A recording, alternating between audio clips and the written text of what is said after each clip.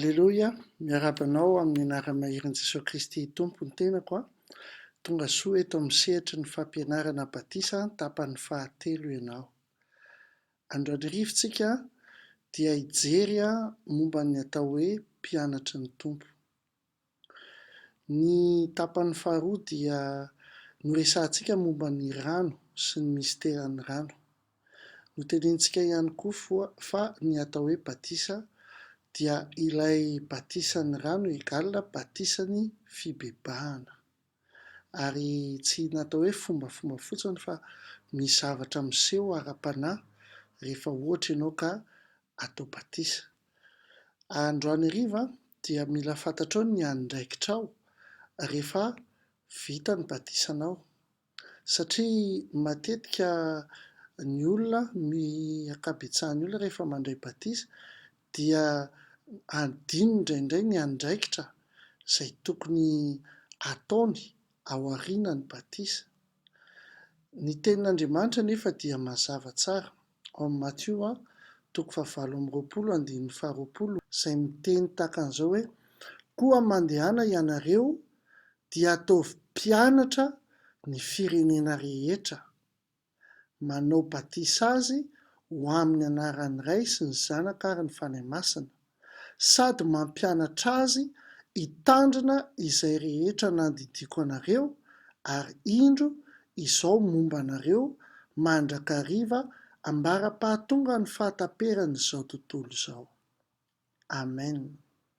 Mavesa-danja ny tenin'i Jesosy Kristy tompontsika izany.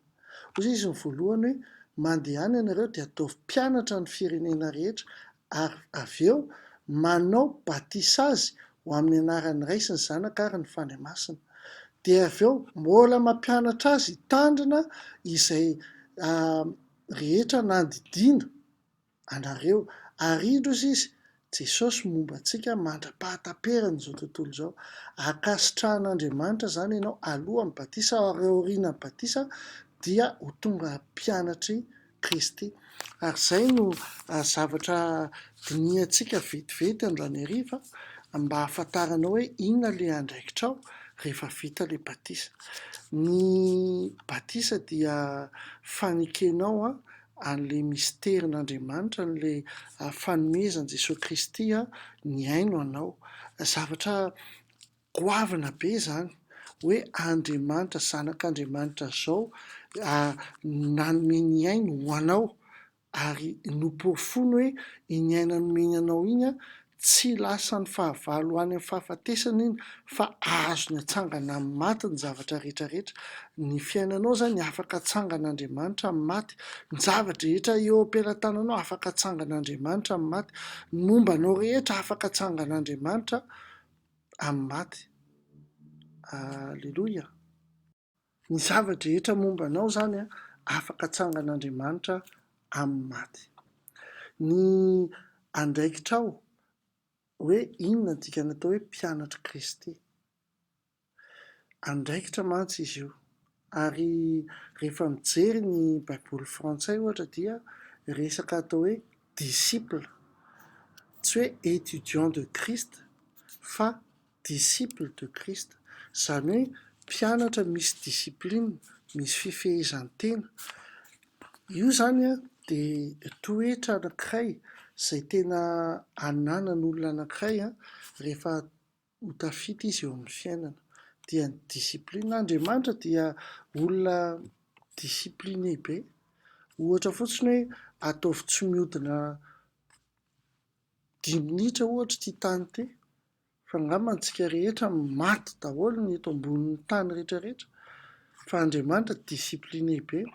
Rehefa miteny izy hoe mihodina ny tany dia mihodina ny tany, rehefa misy zavatra ataony dia ary vitany hatramin'ny farany, ary vokatry ny fanamony ny atao hoe fifehezan-tena. Ka ny mpianatry ny tompo zany dia ireo ny atao hoe disciple de Jésus, izany hoe misy fifehezan-tena mila raisinao amin'ny vavaka, amin'ny fianarana ny tenin'Andriamanitra, amin'ny fandehanana miaraka amin'ny Kristy.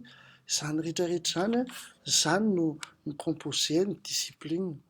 rehefa diniantsika ny soratra masina dia ahitantsika teny maromaro momba n'izay. Ohatra hoe zavatra anankiray dia ary andraikitra anankiray ngezabe izay zavatra izay hoe tsy miverin-dalana. Betsaka ny zavatra eo amin'izao fiainana izao mahakivy ny finoanao. Betsaka ny zavatra eto amin'izao tontolo izao mety hampiverin-dalana anao, kanefany rehefa tena jerena ny soratra masina, ny olona vita batisa dia olona tsy miverin-dalana mihitsy. Vakiantsika ao amin'ny Matteo 5:1-20. Amin'ny anaran'i Jesosy Kristy Tompo. Ary nisy hafa koa tamin'ny mpianatra ny teny taminy hoe, Tompoko, aoka aho aloha andeha andevina ny raiko. Hozy izy le olona anankiray, maty zany ny rain'le olona anankiray, dia nangataka tamin'ny Tompo izy hoe, Tompo tena mba mamelahy andeha aloha ahako andevina ny raiko. Fa hoy Jesosy taminy, manaraha ary aoka ny maty andevina ny maty ao aminy. Jereo tsara ny teny Tompo, manaraha ary aoka ny maty andevina ny maty ao aminy. Andriamanitra dia ny teny, ary tao amin'ny teniny dia misy ny didy folo, ary tsy ny didy folo ihany fa na ao amin'ny testameta vaovao ary dia miteny hoe manaja ny rainao sy ny reninao mba ho lava andro ianao eto amin'ity tany izay diavinao ity. Dia hitanao eto fa nisy olona anankiray niteny tamin'i Jesosy Kristy hoe, aleo ahako andevina ny raiko aloha izay vao hanaraka anao. Inona moa zany?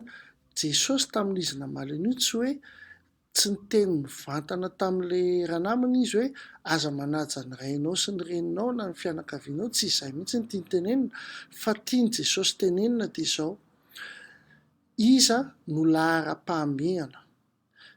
Dia lahara-pahamehana dia ny fanarahana Jesosy Kristy. Ny lahara-pahamehana dia mianatra miaraka amin'ny Jesosy Kristy, ary rehefa eo Jesosy dia tsy mandany andro amin'inonina na inonina eritreretintsika zavatra lehibe na zava-manandany zany dia tsy mandany andro amin'izany fa eo an-tongotra Jesosy. Tahaka ny Maria sy Marta, Marta be kenikenina be, nanao sakafo an' Jesosy izy ary nanao raharaha izy tao an-trano, fa dia hozy izy tamin'ny Jesosy, mba teneno ange Maria fa Maria toa mipetraka mihaino anao fotsiny. Dia hozy izy Jesosy tamin'ny Marta hoe, izy no nisafidy ny anjara tsara. Ny tiako tenenina aminao dia izao, rehefa hoe eo ny momba an'Andriamanitra dia misy zavatra hafa eo, dia Andriamanitra aloha ny voalohany indrindra, Jesosy Kristy aloha ny voalohany indrindra, ary izay ny ahitananao hoe mpanaradian'i Kristy ianao na tsia. Ohatra, misy ny ora fivavahana, rehefa tonga ny ora fivavahana dia mivavaha ianao fa aza mijery sport, aza manao sport, ohatra aza manao zavatra hafa ianao, fa mifantohy ianao amin'ny Kristy sy ny fampianaran'i Kristy. Mila misafidy ora ianao, rehefa misafidy ora hivavahana ianao aza hoe misy olona amin'ny telefona dia sady mivavaka ianao dia raisinao ny telefona, izany zavatra izany dia tsy mifantoka ianao. Tiany Jesosy Kristy zany ianao hifantoka, tahaka an'ity lehilahy ty hoe, raha tena te hanaradia ahy ianao dia mifantohy amiko. Izay no tiany Jesosy tenenina. Izy tsy niteny hoe andana aza raharahiana ny zavatra rehetrarehetra, fa hoe mifantohy ianao aminazy. Izay no disiplinina voalohany tokony hananantsika rehefa ohatra tsika ka mpianatra Kristy. Ny momba ny mpianatra Kristy moa mbola hianatra lalindalina ianao, fa zavatra roa no tiako zaraina aminao androany dia rehefa ohatra ianao ka tonga mpianatra Kristy dia misy fiarovany Kristy ao aminao. Arovan'Andriamanitra ianao satria ianao le mianatra eo an-tongon'i Kristy. Ary teneniko anao mihitsy fa nizaniza mitady hikasika anao satria ianao mpianatra Kristy dia tena tsy afa-bela amin'ny Tompo mihitsy.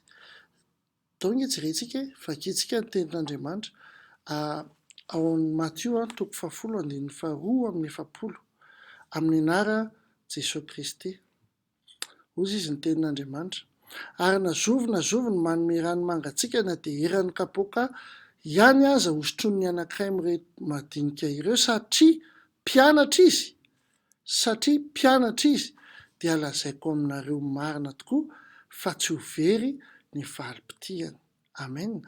Rehefa mpianatra Jesosy Kristy ianao dia nizaniza manasoa anao dia azo valim-pitihy direkta avy amin'Andriamanitra.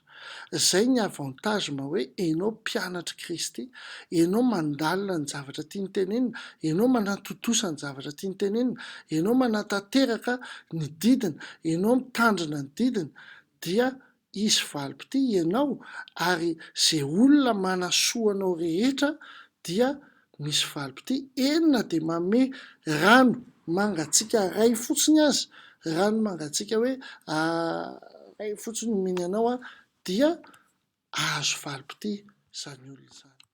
Aleloia. Teboka fahatelo tiako horesahana aminao androany momba ny natao hoe mpianatra Kristy. Ary zavatra tsotra be ilay izy rehefa mamaky baiboly ianao. Aza dino fa i Kristy dia teo akaiky ny mpianatry ny foana. Nisy ny vahoaka 5,000 teny an-tendrombohitra fa ireo mpianany ireo isan'andro dia nanara-dian'i Kristy. Isan'andro dia niara-ny sakafo tamin'i Kristy, niara-nandeha teny amin'ny toerana izay nitondran'i Kristy anazy ireo. Tena tanteraka mihitsy hoe nandeha tongotra niaraka tamin'i Kristy, nakany amin'izay nalehan'i Kristy, natory teny amin'izay natorian'i Kristy. Zavatra rehetra niaraka nataon'ireo mpianatra ireo niaraka tamin'i Kristy. Dia aza dino fa ireo mpianatra ireo no nahazo ny fanahy masina tao amin'ny efitra ambony tamin'ny andron'ny Pentekosta. Izany ny atao hoe mpianatra Kristy koa. Amin'ny ianao haka-batisa dia mila fantatrao ny andraikitrao dia ho tonga mpianatry Jesosy Kristy ianao. Amin'ny lafim-piainanao rehetrarehetra, tsy verin-dalana ianao, tsy miala amin'ny sambo ianao, ary androso foana araka ny sitrapon'Andriamanitra. Dia izay ny fampianarana androany ary tahian'Andriamanitra indrindra ianao dia ho avy eo ny fampianarana manaraka. Ny fampianarantsika manaraka moa dia momba ny Jesosy Kristy. Tahian'Andriamanitra ianao tompoko.